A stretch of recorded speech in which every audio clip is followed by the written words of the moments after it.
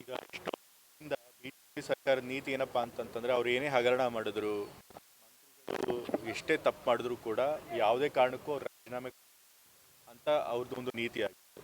ಜನ ಎಷ್ಟೇ ಆಕ್ರೋಶ ವ್ಯಕ್ತಪಡಿಸ್ಲಿ ನಾವು ಎದುರುಕೊಳ್ಳೋದಿಲ್ಲ.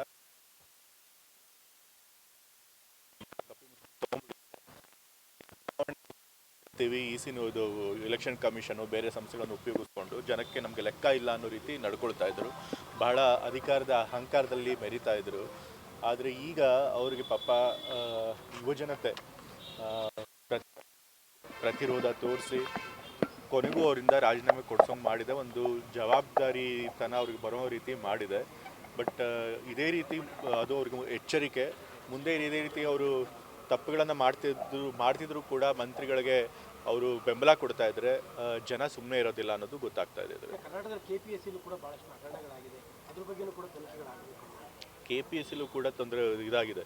ಬಟ್ KPSC ಅಧ್ಯಕ್ಷನ ಮಾಡಿದ್ದು ಯಾರು? BJP ಪಕ್ಷ, ನಮ್ಮ ಪಕ್ಷದವ್ರು ಮಾಡೂ ಇಲ್ಲ. ಈಗ KPSC ಅಧ್ಯಕ್ಷನ ತೆಗೆಯೋಕ್ಕೂ ಕೂಡ ನಮ್ಮ ಸರ್ಕಾರಕ್ಕೆ ಅಧಿಕಾರ ಇಲ್ಲ. ಆದರೂ ಈ ರಾಜ್ಯಪಾಲರು ಅವರೇ ಈಗ ಅದನ್ನು ಅವ್ರು ಏನು ತಪ್ಪು ಮಾಡಿದ್ದಾರೆ ಜಾತಿ ಪ್ರಮಾಣ ಕೊಡೋದ್ರೊಳಗೆ ಮತ್ತು ಇನ್ಕಮ್ ಸರ್ಟಿಫಿಕೇಟ್ ಕೊಡೋದ್ರೊಳಗೆ, ಅದನ್ನು ಗಮನಿಸ್ಕೊಂಡು ಈಗ ಅವ್ರನ್ನ ಅಮಾನತ್ ಮಾಡಿದ್ದಾರೆ. ನಮ್ಮ ಕ್ಯಾಬಿನೆಟ್ ಕೂಡ ಅದಕ್ಕೆ ಅನುಮೋದನೆ ಕೊಡಿಸಿದೆ.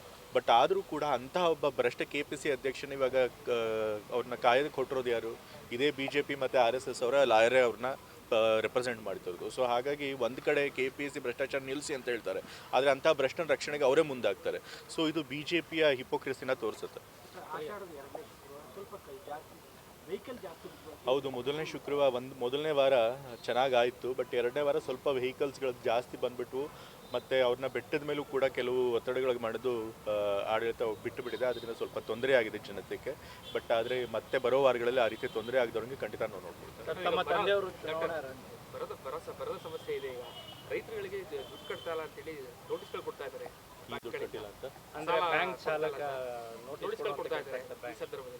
ಈಗಾಗಲೇ ನಾವು ಈ ಸಣ್ಣ ಫೈನಾನ್ಷಿಯಲ್ ಸಂಸ್ಥೆಗಳಿಂದ ಏನು ಸಾಲ ತೊಗೊಂಡಿರ್ತಾರೆ ಅವರು ರೈತರನ್ನ ಪೀಡಿಸಬಾರ್ದು ಅಂತ ಹೇಳಿ ನಾವು ಕಾನೂನು ತೆಗೆದುಕೊಂಡಿದ್ದೀವಿ. ಸೊ ಆ ಕಾನೂನು ತಂದಿದ್ದೇವೆ. ಆ ಕಾನೂನು ಮೂಲಕ ಯಾರು ಈ ರೀತಿ ಪೀಡಿಸಿರ್ತಾರೆ ರೈತರಿಗೆ ಅವ್ರಿಗೆ ಕ್ರಮ ಜರುಗಿಸುವಂಥ ಕೆಲಸ ಮಾಡ್ತೀವಿ.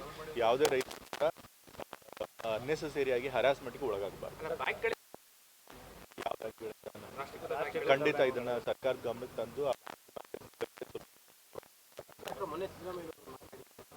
ಚುನಾವಣೆ ನಿಲ್ಲೋದಿಲ್ಲ, ಚುನಾವಣೆ ರಾಜಕಾರಣ ಬಹಳ ಕಲುಷಿತ ಆಗಿದೆ, ಕನ್ವಿನ್ಸ್ ಮಾಡ್ತಿದ್ದಾರೆ.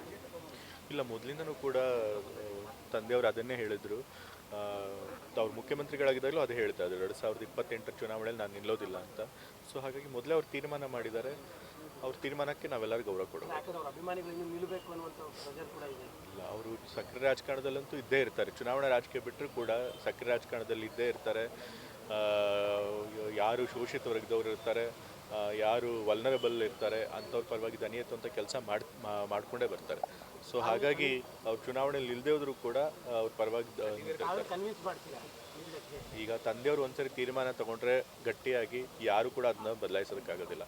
ಸೊ ಮತ್ತು ನಾನು ಕೂಡ ಒಬ್ಬ ಮಗ ಆಗಿ ತಂದೆಯವರು 80 ವರ್ಷ ಹತ್ರ ಬಂದಾಗ ಅವರು ಸ್ವಲ್ಪ ಆರೋಗ್ಯದ ಕಡೆ ಗಮನ ಕೊಡಲಿ, ಮತ್ತು ತಮ್ಮ ಕೆಲಸ ಮಾಡದೇ ಇರಲಿ ಅನ್ನೋ ನನಗೂ ಇರುತ್ತೆ. ಸೊ ಹಾಗಾಗಿ ನಾನು ಕೂಡ ಈಗಾಗಲೇ ಇವತ್ತು ಸಾಯಂಕಾಲಕ್ಕೆ ಹೈಕಮಾಂಡ್ ಅವ್ರು ಕರೆದಿದ್ದಾರೆ ಎಲ್ಲ ಲೀಡರ್ಗಳನ್ನು. ಮುಖ್ಯಮಂತ್ರಿ ಆದಿಯಾಗಿ ಎಲ್ಲ ವರಿಷ್ಠರು ಕೂಡ ಹೋಗ್ತಾರೆ, ತಂದೆಯವರು ಕೂಡ ಹೋಗ್ತಾ ಇದ್ದಾರೆ. ಸೊ ಅವರು ಚರ್ಚೆ ಮಾಡಿ ಕ್ಯಾಬಿನೆಟ್ ಎಕ್ಸ್ಪೆನ್ಷನ್ ಆದಷ್ಟು ಬೇಗ ಮಾಡ್ತಾರೆ. ಬಹುಶಃ ಈ ವಾರದೊಳಗೆ ಮಾಡ್ತಾರೆ ಅನ್ನೋ ನಂಬಿಕೆ ನನಗಿದೆ. ಅಫ್ಕೋರ್ಸ್ ಎಷ್ಟೊಂದು ಜನದ ಹೆಸರಿದೆ. ನಮ್ಮ ಮೈಸೂರಲ್ಲೂ ಕೂಡ ದೊಡ್ಡ ಲೀಡರ್ಗಳಿದ್ದಾರೆ. ಸೊ ಅವರು ಕೂಡ ಮಂತ್ರಿಗಳಾಗುವಂಥ ಸಂಭಾವನೀಯತೆ ಇರುತ್ತೆ. ಸೊ ನೋಡಬೇಕು ಏನು ತೀರ್ಮಾನ ಆಗುತ್ತೆ.